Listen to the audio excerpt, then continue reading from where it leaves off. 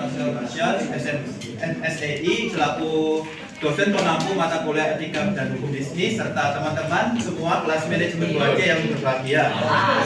Puji syukur kita aturkan kepada Allah Subhanahu wa Ta'ala karena atas rahmat dan imannya kita bisa diberi kesehatan dan bisa berkumpul pada hari ini dalam keadaan sehat walafiat. Serta tak lupa kita curahkan kepada Nabi besar Muhammad SAW. Saya Bagus Setiawan yang akan menjadi moderator untuk memandu jalannya presentasi dari awal hingga akhir untuk kelompok 7. Adapun kelompok 7 beranggotakan 3 orang, yakni Radita Salma, Windara Paulia, dan Muhammad Rizky Solihuddin.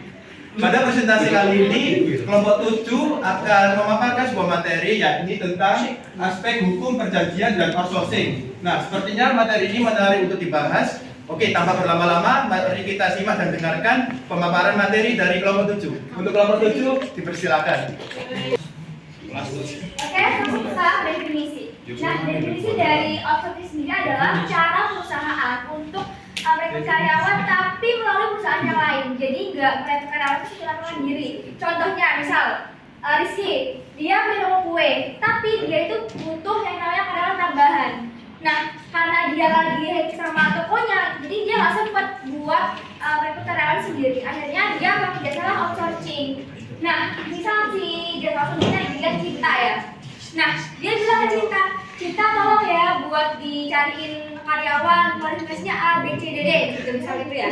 Habis itu udah dia cari kerja sama misal si Naila.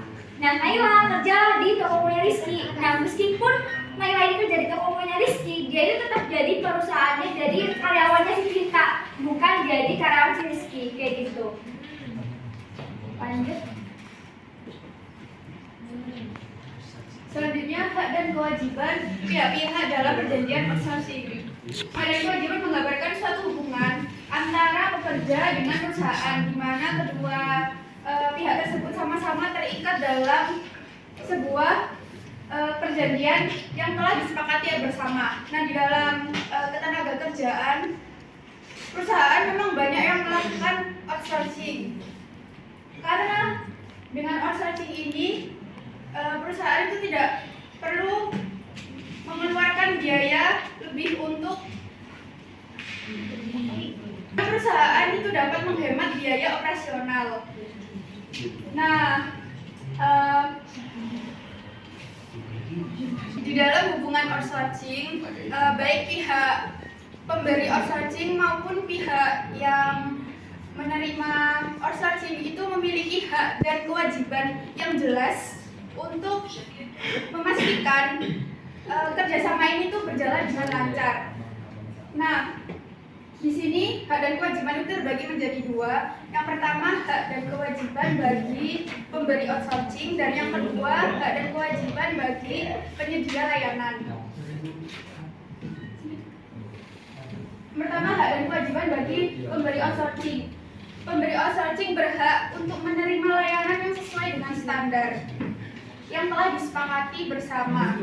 Lalu, jika diperlukan, pemberi outsourcing wajib menyediakan fasilitas yang dibutuhkan oleh penyedia layanan supaya pekerjaan yang mereka laksanakan ini berjalan dengan lancar. Lalu, hak dan kewajiban bagi penyedia layanan. Penyedia layanan berhak mendapatkan perlindungan hukum jika memang mereka telah melaksanakan kewajibannya yang sesuai dengan kontrak. Lalu, penyedia layanan juga wajib melaksanakan pekerjaan yang sesuai dengan standar.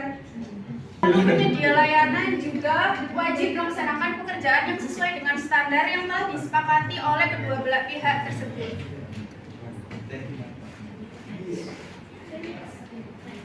Selanjutnya yaitu tantangan dalam outsourcing di Indonesia. Yang pertama yaitu ketidakpastian status pekerja outsourcing. Pekerja outsourcing akan bekerja ketika mereka mendapatkan panggilan atau kontrak dari sebuah toko atau pihak lain. Namun secara hukum mereka adalah karyawan dari suatu perusahaan si penyedia jasa. Nah, hal ini seringkali menyebabkan ketidakjelasan tanggung jawab antara si penyedia dan penerima jasa. Ketika ada masalah tentang ketenagakerjaan, pekerja mereka akan sulit untuk mempertanggungjawabkan kepada siapa hak mereka ini. Yang kedua yaitu lemahnya perlindungan bagi pekerja outsourcing.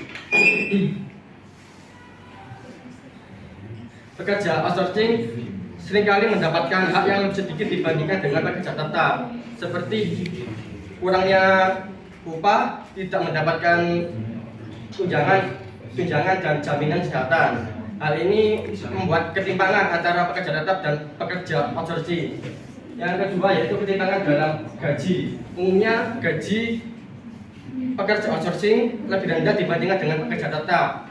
Selain itu mereka juga mendapatkan potongan gaji oleh perusahaan penyedia jasa sebagai biaya administrasi yang dimana akan membuat kurangnya kesejahteraan pekerja outsourcing dalam membiayai diri mereka sendiri. Selanjutnya yaitu solusinya. Yang pertama, menegaskan status hukum pekerja outsourcing. Meskipun pekerja outsourcing bekerja secara kontrak, namun bagaimanapun juga mereka harus diperlakukan sama dengan pekerja tetap, maupun itu hak-hak ataupun perlakuan mereka di sebuah perusahaan. Yang kedua yaitu memperkuat perlindungan hak pekerja. Perusahaan penyedia jasa wajib memberikan hak-hak kepada karyawannya seperti gaji yang cukup, jaminan kesehatan atau tunjangan. Ketika ada karyawan yang tidak dapat hak ini, maka mereka bisa melaporkannya ke pihak yang terkait. Yang ketiga itu pengawasan yang lebih ketat dan sanksi yang tegas. Nah, apabila ada perusahaan outsourcing yang tidak memberikan hak yang layak kepada karyawannya, maka pemerintah wajib memberikan sanksi atau peringatan terhadap perusahaan tersebut agar hak dari karyawannya tetap terlindungi. Nah, di sini ada contoh penerapan dari outsourcing sendiri. Ini dia perusahaan PT Telkoindo teman-teman ya. Dia tuh punya banyak pelanggan. Nah, akhirnya dia membutuhkan layanan customer service kan setiap harinya. Nah, tapi si PT Telkoindo itu dia memutuskan untuk merekrut karyawannya dengan menggunakan jasa outsourcing. Nah, dia bekerjasama dengan PT Support Plus kayak gitu. Nah, kesimpulan dari presentasi kami adalah outsourcing ini dia memang memudahkan bisnis ya teman-teman. Tapi kadang pekerja outsourcing itu dia nggak memiliki kepastian kerja jangka panjang. Jadi mereka itu bekerja berdasarkan kontrak, bukan berdasarkan perjanjian di awal kayak gitu. Jadi penting bagi perusahaan buat memilih ya penyedia outsourcing yang baik dan benar kayak gitu.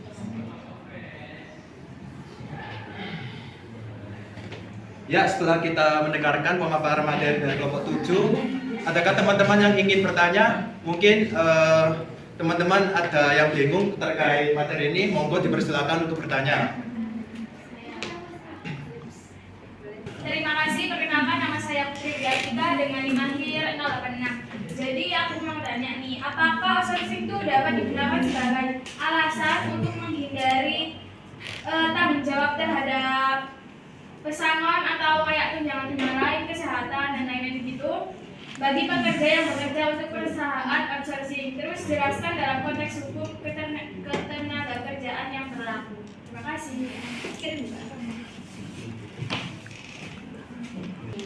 Pertanyaan saya dikasih oleh Sari dengan NIM akhir 085. Bagaimana kebijakan outsourcing mempengaruhi kesetaraan penerimaan dan dunia kerja? Apakah skema ini lebih banyak memberikan keuntungan bagi perusahaan dibandingkan pekerja? Terima kasih. Menjawab pertanyaan dari Putri ya. Pertanyaannya adalah apakah outsourcing dapat digunakan sebagai alasan buat menghindari pesangon dan gimana konteks hukumnya gitu. Sebenarnya kalau misalnya buat pesangon itu emang belum sah ya, jadi nggak boleh. Karena secara hukum tanggung jawab dan juga kayak jaminan kemudian layanan itu bakal dialihkan ke yang punya outsourcingnya sendiri, jadi nggak boleh gitu. Terima kasih. Ya sama-sama. Jadi menjawab pertanyaan dari Naya, bagaimana kebijakan outsourcing mempengaruhi kesetaraan dan keadilan dalam dunia kerja. Apakah skema ini lebih banyak memberikan keuntungan bagi perusahaan dibandingkan pekerja? Nah, kebijakan outsourcing ini dapat mempengaruhi kesetaraan dan keadilan dalam dunia kerja dengan cara yang kompleks, tergantung pada bagaimana skema tersebut diimplementasikan dan diawasi. Jadi secara keseluruhan kebijakan outsourcing ini cenderung lebih menguntungkan kepada perusahaan ya, dalam hal pengurangan biaya dan peningkatan fleksibilitas.